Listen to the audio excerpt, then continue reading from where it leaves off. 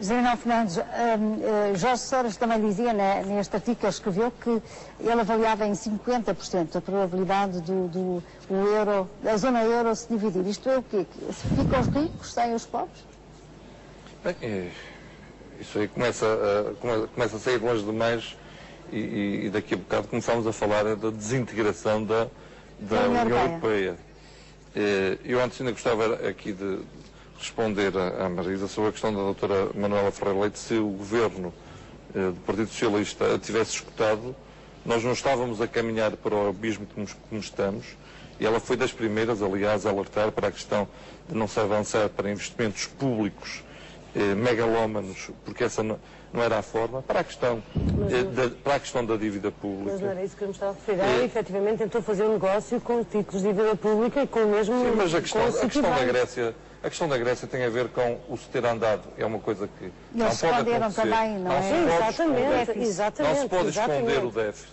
Aliás, eu defendo... Há uma parte que é de batota. Aliás, eu defendo que se deva... Nas vésperas das eleições... Aliás, eu defendo que exista um mecanismo europeu nos países do euro em que se fiscalize, em que se monitorize os déficits praticamente em termos reais. Isto é uma questão de credibilidade. Mas que os países não têm querido. Aliás, Durão Barroso disse que a Comissão propôs e que os países não aceitaram. Portugal, neste momento, está na situação que está porque também não tem credibilidade. Porque começou com um déficit de cerca de 3% em janeiro de 2009, passou para 8% quase no fim do ano e, afinal de contas, veio a ver que era 9,4%. As pessoas não acreditam. E depois também se sabe que, em relação ao déficit, há, e no caso português, que há, eu posso dizer isto, se fosse comissário europeu não podia, há maquiagem também. Não está lá tudo, não estão lá, e a doutora Manuela Ferreira Leite não tem nada a ver com isso, não tem nada a ver com a questão de termos indicadores piores do que o da Grécia. Infelizmente, que eu já estou farto aqui de ter dito, temos um desemprego superior, temos uma taxa de crescimento inferior à da Grécia, temos uma dívida externa, porque só falamos de dívida pública, mas temos uma dívida externa que passa aos 100% do PIB, uma dívida externa que é superior à da Grécia. Portanto, Portugal, depois não vamos dizer as agências de rating, são os maus da fita, ou é o lobo mau que quer comer o cordeiro que está... Não, nós podemos dar jeito e, efetivamente, temos uma série de pontos fracos e temos de inverter rapidamente esta situação. Não, claro que não. E por isso eu defendo mais... O PEC, que aqui foi falado, é o único instrumento que ainda por cima é violado pelos Estados e que serve para impor restrições aos Estados face à questão da moeda única, que depois não funciona porque é violado. Mas depois, se não formos nós, e se não forem os Estados a imporem-se, se autolimitarem em termos de endividamento, em termos dos déficits, serão depois os mercados a nos penalizar.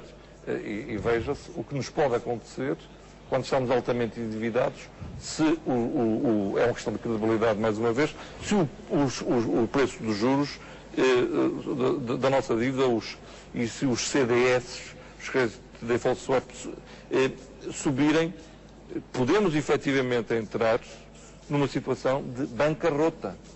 E, portanto, é urgente que se atue, é urgente que não se esteja num estado não só de resignação, mas, como alguém também disse, de negação.